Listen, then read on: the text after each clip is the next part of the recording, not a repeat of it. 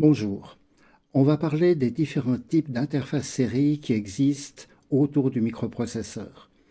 Ces interfaces permettent de communiquer avec des circuits extérieurs, des cartes, par exemple les shields Arduino. Vous achetez une carte, vous chargez la librairie, si ça ne marche pas bien, vous essayez de trouver l'information dans des forums. Vous trouvez des très bons livres qui décrivent avec un peu plus de détails comment interfacer ces cartes et comprendre un peu leur librairie. Nous allons nous concentrer sur le principe de ces interfaces. UART, SPI, ICAREC, télécommande RC5, OneWire, entre 4 et 1 fil, il y a un certain nombre de solutions qui sont intéressantes à comprendre et pas si difficiles à programmer pour la plupart. Si on commence avec le UART, le grand principe est de transmettre les bits en série avec une horloge qui les synchronise. Et la difficulté de toutes ces interfaces série, c'est de savoir quand ça commence, quand ça finit. Le principe des UART, Universal Asynchronous Receive Transmit, c'est d'avoir un start bit, la ligne est au repos à l'état 1, et au moment où elle passe à 0 pour une période d'horloge, eh bien, le récepteur est informé qu'un nouveau message arrive. Il n'a qu'à réceptionner les 8 bits dans un registre à décalage ou à travers un bit d'un port et l'instruction supérieure qui permet de décaler. Et pour savoir que les 8 bits sont arrivés, un stop bit dans le fond génère un espace avant un éventuel redémarrage immédiat avec un stop bit. Mais on n'est pas obligé de redémarrer immédiatement, d'où le terme asynchronous. D'autres schémas série dont on ne va pas parler permettent de compactifier un petit peu plus l'information avec différentes astuces. Donc voilà le grand principe, un start bit, un stop bit. Et du côté du récepteur, eh bien, au moment où vous avez le start bit qui suit un silence suffisamment long ou qui suit un stop bit qui a été reconnu, eh bien, vous attendez une demi-période en utilisant un oscillateur qui a la même fréquence. Et puis ensuite, toutes les périodes, vous échantillonnez la valeur et puis vous la récupérez. Alors, l'oscillateur à la réception peut admettre une certaine erreur. Dans le fond, il va y avoir un décalage, mais tant que ce décalage est inférieur à une demi-période, ça ne pose pas de problème. Alors maintenant qu'on a des quartz et des oscillateurs précis partout, on n'a plus du tout besoin de se préoccuper de ce décalage éventuel. Les valeurs usuelles pour ce motif qui est transmis, c'est 8 bits de données. Historiquement, il y a eu une première version il y a plus d'un siècle avec seulement 5 bits. Un stop bit, pas de parité, on n'a pas le temps d'en parler, et 9600 bits par seconde. Cette fréquence qu'on exprime en bits par seconde, parfois en beau, bien que le terme ne soit pas correct, elle a été normalisée. Les tout anciens modems acoustiques sur les téléphones travaillaient à 300 bits par seconde. Arduino et beaucoup d'applications fonctionnent parfaitement bien à 9600 avec des interfaces qui ont été bien calibrées du point de vue timing. On peut atteindre jusqu'à 115 200 bits par seconde. Alors, vous avez un microcontrôleur, presque tous disposent des signaux TX et RX compatibles avec ce qu'on vient de voir. Vous pouvez transmettre à un périphérique ou à un autre microcontrôleur. L'interface se prête extrêmement bien à des communications entre microcontrôleurs. Et la difficulté traditionnelle, c'est que vous avez un signal qui sort du microcontrôleur qui s'appelle TX, qui arrive de l'autre côté, qui doit s'appeler RX, à quel moment est-ce qu'il change de nom? Quel est le nom des pins à donner à un connecteur intermédiaire? C'est souvent une source d'erreur puisque les gens n'ont pas très bien compris cette fonctionnalité. De même pour le RX-TX, vous avez compris. Et naturellement, il y a toujours une référence de potentiel entre les unités que l'on interconnecte avec un bus ou avec un autre. Si vous voulez vous relier avec USB, le protocole est assez complexe et cela a mis un certain temps avant que les microcontrôleurs contiennent les signaux pour commander USB. Il y a tout un petit paquet de logique à mettre à l'intérieur du processeur qui utilise beaucoup de transistors. Donc ce que vous voyez encore sur beaucoup de cartes Arduino, c'est un circuit FTDI qui fait l'interface entre les signaux TX, RX et USB. Alors maintenant, si vous voulez vous connecter avec un PC, on a déjà vu les possibilités avec le terminal. Il y a des possibilités plus performantes qui sont offertes, par exemple avec processing.org, qui vous permet de faire une visualisation graphique sur l'écran du PC de données que vous avez préparées sur votre microcontrôleur. Deux mots sur le RS-232, qui est en fait la source historique de cet UART. C'était prévu pour transmettre sur une certaine distance, avec des tensions de plus ou moins 12 volts. Le signal est simplement inversé par l'amplificateur 12 volts. Le RS-232 original contient des lignes de contrôle pour un modem. C'est un connecteur à 25 pattes qui souvent a des versions réduites à 9 pattes sur les anciens PC. Bien, ce protocole qu'on vient de voir, vous transmettez et vous n'êtes pas sûr qu'il y avait quelqu'un à l'autre bout pour recevoir le message. Donc c'est ce qu'on appelle un protocole en anglais send and pray, envoyer et prier pour que ça arrive. Et j'aimerais le comparer avec un autre protocole qui évidemment est plus intéressant, qui s'appelle Handshake, qui n'a pas de traduction française. C'est la poignée de main qui fait que lorsque vous avez transmis à votre périphérique, eh bien vous savez qu'il est bien là et qu'il va vous répondre. Alors un exemple ancien dont on trouve des résidus encore dans certains processeurs, c'est l'interface parallèle de Centronix, qui est un fabricant d'imprimantes, qui a eu beaucoup de succès il y a 20 ou 30 ans. Vous envoyez 8 bits en parallèle.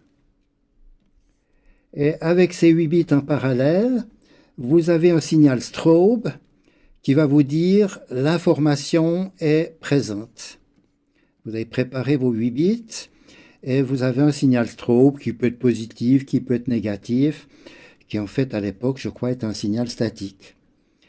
Donc le récepteur peut prendre cette information et maintenant il va vous répondre avec un signal qui s'appelle acknowledge. Le temps se déroule horizontalement et comme ça vous savez que le caractère a été reçu.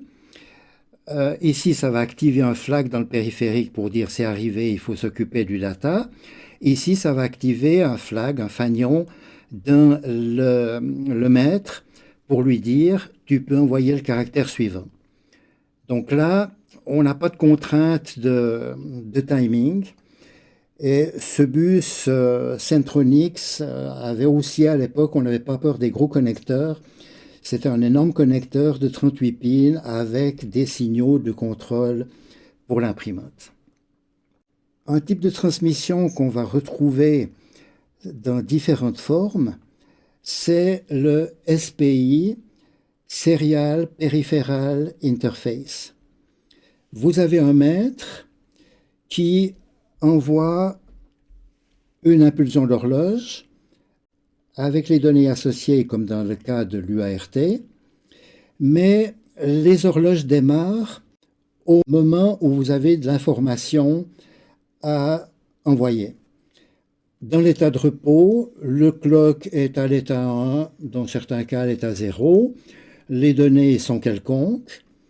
Et il faut maintenant bien savoir à quel moment vous allez modifier les données, échantillonner ces données, ici c'est avec un flanc montant, et puis ensuite continuer la transmission de 8 bits. Alors, autres choses sont précisées, il y avait à propos de cette façon de transmission, donc il faut chaque fois bien se renseigner quel est l'état de repos du clock, quel est le front actif.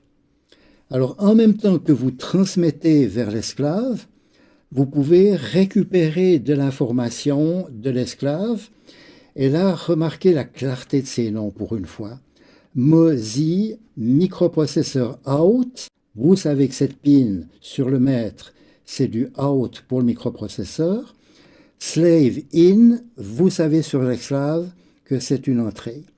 Et en sens inverse, MISO, microprocesseur in, slave out. Alors là aussi, il faut savoir à quel moment l'esclave va transmettre les données par rapport au maître.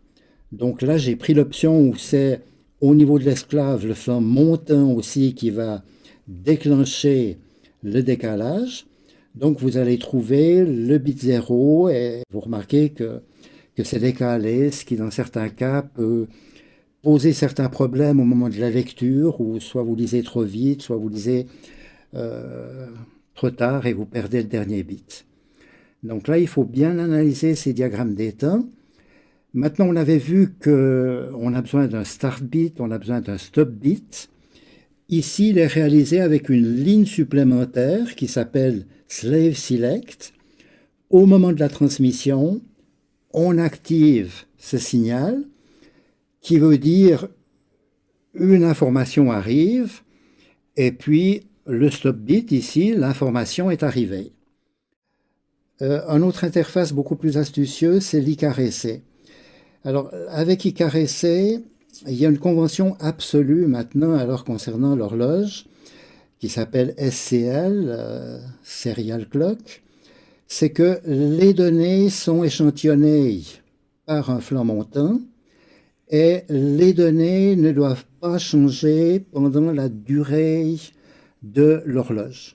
Donc vous avez une impulsion positive de l'horloge et les données doivent être stables pendant cette période.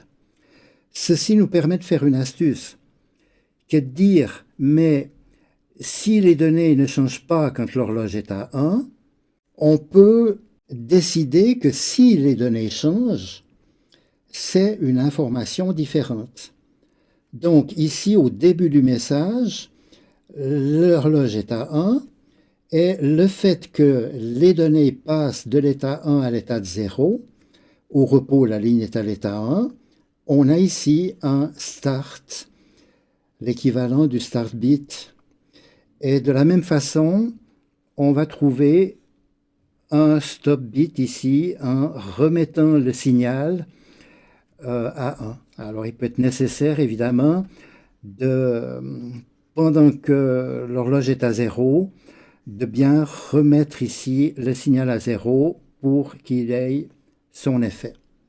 Un peu plus en détail, le début de la séquence, vous avez le start bit, vous avez les données qui sont stables ici, pendant que l'horloge est à 1, vous transmettez 8 bits, et là il y a une jolie astuce qui est de dire, je vais transmettre un 9e bit en donnant la parole à l'esclave.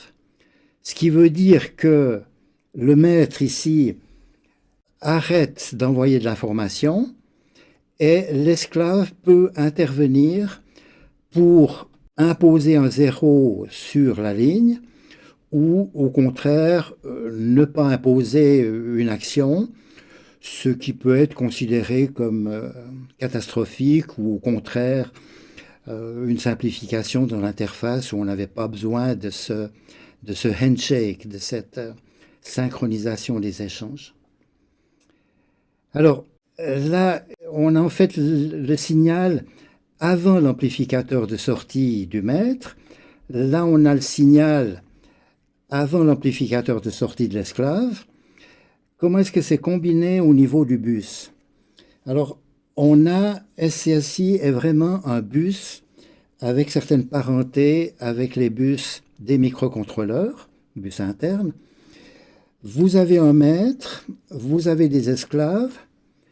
Je n'ai pas mis de nom parce que on a une belle symétrie sur ce bus et dans le protocole qui fait qu'il faut naturellement un maître pour coordonner les échanges, mais ce maître peut très bien donner la parole à un esclave en lui disant ben, dorénavant, c'est toi qui es le maître, moi je serai l'esclave.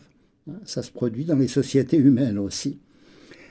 Alors une différence importante par rapport au bus des microcontrôleurs, dans un bus de microcontrôleurs, vous avez l'état 0, vous avez l'état 1 quand c'est programmé en sortie, vous avez l'état flottant quand l'entrée d'un microcontrôleur est en entrée.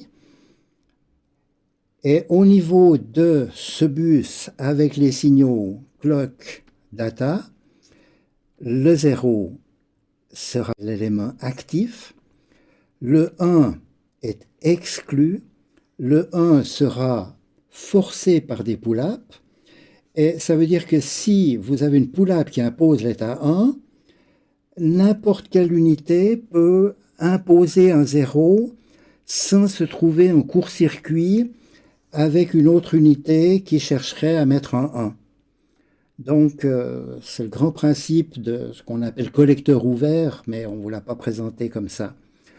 Donc, on va travailler entre l'état 0 et l'état flottant, et au lieu d'écrire sur le bus des 0 et des 1, on va préparer un 0 dans le port de sortie, et puis programmer avec le registre de direction, qui a différents noms suivant les processeurs. On va programmer ici direction sortie et on aura 0 sur la sortie puisqu'on l'a préparé dans le port. Et puis direction entrée et c'est soit un état 1, soit une possibilité de lire de l'information qui vient d'une autre unité. Alors la programmation est un petit peu plus délicate à cause de ça, mais quand on l'a bien compris, on définit des modules qui correspondent à ces différentes fonctions, start bit, stop bit, data, acknowledge. Mais je vous conseille quand même d'utiliser des librairies qui sont bien faites et qui correspondent aux besoins du périphérique, parce que j'ai expliqué comment transmettre 8 bits, mais en fait on va transmettre des messages avec des adresses, avec des répétitions de données, et ceci dépend beaucoup des périphériques utilisés, des circuits intégrés qui ont été connectés. Bien, quelque chose de bien connu aussi, c'est la télécommande infrarouge ou les transmissions radio, où là en fait il y a l'équivalent d'un seul fil pour transmettre. Alors, avec les circuits de télécommande infrarouge, vous avez une diode infrarouge sur laquelle vous envoyez des trains d'impulsion à 40 kHz. Et la durée de ces trains est de l'ordre de la milliseconde. Et des circuits spéciaux, il ne faut pas en utiliser d'autres, ils sont faciles à obtenir, vous permettent d'intégrer dans le fond cette séquence avec un certain retard et de vous fournir un signal actif à 0 en général qui correspond à ce train d'impulsion avec un léger retard. L'intérêt de ces circuits, c'est que non seulement ils intègrent, mais ils ont aussi un contrôle automatique de gain. Qu'est-ce que ça veut dire? Ça veut dire que si le signal est faible, eh bien, il y a une amplification plus importante et ça permet de couvrir des distances un petit peu plus grandes puisque, évidemment, l'intensité du signal ici diminue avec le carré de la distance. Alors, évidemment, si vous êtes loin, le contrôle automatique de gain augmente la sensibilité au maximum et vous allez plus facilement capter des parasites.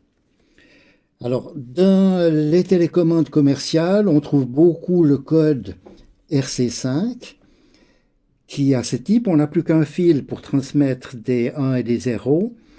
Donc on va jouer sur la longueur des impulsions ou sur le déphasage. Là, toutes les fois que vous avez un flanc descendant, c'est un 0. Toutes les fois que c'est un flanc montant, c'est un 1. Dans tout ce domaine des communications dites sans fil, mais où pour nous il y a un canal de transmission, une ligne de transmission, eh bien on rencontre des protocoles plus ou moins, on rencontre des formes d'ondes plus ou moins astucieuses dont on ne va pas parler. Alors chaque impulsion ici correspond en fait à un train de 32 impulsions. Bon, il y en aura 2 fois plus ici. Et c'est ce que j'avais représenté là. Alors, il y a quelque chose qui devrait vous faire sourire dans cette figure. 1,778 millisecondes de largeur d'impulsion. Celui qui a écrit ça est certainement pas ingénieur. On ne peut pas, en physique, sauf dans des cas vraiment en investissant beaucoup d'énergie, arriver à des précisions pareilles, à moins d'un pour mille. Et du point de vue programmation, c'est clair que vous ne pourrez jamais respecter des temps pareils. C'est absurde de donner des valeurs aussi précises et c'est inutile de donner une valeur précise. Ce qu'on veut, c'est avoir une fourchette de valeurs. Vous allez devoir programmer cette durée. Et puis, étant donné la durée de la boucle, la durée des instructions, la vitesse du processeur, vous aurez le choix entre 1,7 et 1,8, peut-être un petit peu plus de précision. Ce qu'il nous faut ici, c'est avoir la fourchette, dire le code que vous transmettez sera décodé ou sera décodable correctement si le temps est compris entre 1,5 et 1,9. Évidemment, plus la fourchette est large, plus le système sera tolérant au changement de température et à d'autres conditions de fabrication. Et c'est vraiment quelque chose que beaucoup de fabricants n'ont pas compris. Donc évidemment, une fois que vous avez le minimum et le maximum, c'est facile de savoir en vérifiant l'oscilloscope si vous êtes bien centré par rapport à la gamme, et mieux vous êtes centré, mieux vous aurez de marge en cas, dans le fond, d'incertitude. Alors pour revenir à ce code RC5, vous avez 3 bits de synchronisation, je dirais, bits de départ. Ensuite, vous avez ce qu'ils appellent système bit. C'est en fait une adresse, c'est un codage. Et puis, vous avez vraiment ici la commande. Alors, pour un fabricant donné, il va définir ses temps. Il va appeler ça RC5, mais il va définir des temps à son idée. Il va définir des bits de départ à son idée. Il va définir des codes et des commandes qui dépendront des instruments qu'il a mis en production. Et évidemment, il s'arrange d'être incompatible avec la concurrence, puisqu'il ne faudrait pas que sa télécommande commande, dans le fond, un appareil concurrent, ce que l'utilisateur n'apprécierait pas. Donc voilà, je ne vous encourage pas à croire que c'est facile d'utiliser une télécommande que vous n'utilisez pas pour programmer votre robot ou autre chose. Sans oscilloscope, vous aurez de la peine à savoir exactement quel est le code utilisé.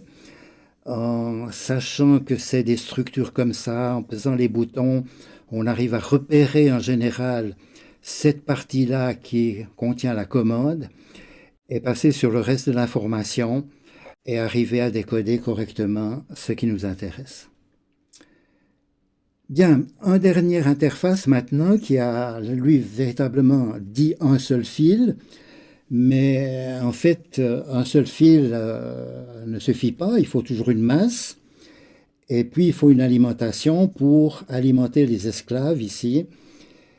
Et ce principe qui a été proposé par Dallas, qui s'appelle One Wire, et a peut-être d'autres noms, vous avez un maître qui fait tout, qui va interroger les unités. Et comment est-ce que ça fonctionne? Eh bien, le principe pour envoyer les bits, c'est de dire si j'ai un 0 par exemple, j'envoie une impulsion courte. Si j'ai un 1, j'envoie une impulsion longue. Je mets suffisamment de silence entre deux pour pouvoir générer ces signaux. Vous voyez ici que c'est une valeur de 6 microsecondes. Ça se laisse tout à fait gérer avec des routines. C'est de bas niveau. Il ne faut pas utiliser un digital write qui lui prend 10 microsecondes. Mais si vous utilisez directement les instructions, eh bien, c'est facile de respecter ces timings. Et naturellement, il faut un oscilloscope ou d'autres trucs pour vérifier les temps. Alors maintenant, en réception, là, c'est un petit peu plus astucieux puisque c'est toujours le maître qui commande. Et le maître va faire comme s'il envoyait un 1 ici, partant de l'idée que c'était un 1, mais ensuite il va se mettre à l'écoute. Et l'esclave qui a repéré cette sélection va dire, ben voilà, au bout de 6 millisecondes, le maître va se déconnecter, donc moi, dans cette milliseconde, je vais m'activer en sortie, et si c'est un 1, je ne fais rien. Si c'est un 0, je maintiens le signal pendant assez longtemps pour que le maître puisse l'observer. Donc voilà, alors au bout de 15 microsecondes, ben, le maître va observer ce signal. Ça peut varier entre 10 et 20, ça pourrait même varier apparemment jusqu'à 60, puisque l'esclave va maintenir son information pendant 60 microsecondes en tout, et puis ensuite garantir dans le fond que ça remonte à 1 en 10 microsecondes. Donc voilà un joli petit exercice de programmation que vous risquez de retrouver. Alors encore une chose à propos du nombre de fils. Eh bien, étant donné que le signal ici est à 1, on impose ce 1 avec une pull-up parce que au moment où le maître se met à l'écoute, les esclaves doivent transmettre leur information. Et je crois qu'en général, il y a une pull-up. Elle n'est peut-être pas indispensable. Oui, elle est indispensable pour éviter un court-circuit dans cette zone-là où il y a inversion de la direction. Bien, puisqu'on a un 1 en permanence ici, enfin la majorité du temps, on peut charger un condensateur avec cet état 1 à travers une diode et obtenir l'alimentation du circuit à travers cette petite alimentation, même pas régulière, mais les circuits sont très tolérants à des variations de tension entre 3 et 5 volts. Donc voilà, on a pu réaliser un bus à 2 fils sur lequel on peut accrocher toute une série de circuits vendus par Dallas et d'autres fabricants qui permettent de mesurer les températures, de stocker de l'information, etc. Et c'est évidemment très avantageux en domotique. Vous partez avec 2 fils à travers votre maison et vous récupérez l'information. C'est lent, mais ça n'a pas d'importance pour mesurer les températures et surveiller des portes qui vont mettre en tout cas 1 seconde pour s'ouvrir. Bien, alors voilà, on a pu voir et comprendre plusieurs interfaces série, se rendre compte que c'est très important de bien réfléchir aux impulsions d'horloge, à la stabilité des données, et deviner qu'il y a là derrière une masse d'applications, beaucoup de circuits intégrés qui permettent de faire des choses très intéressantes avec un microcontrôleur.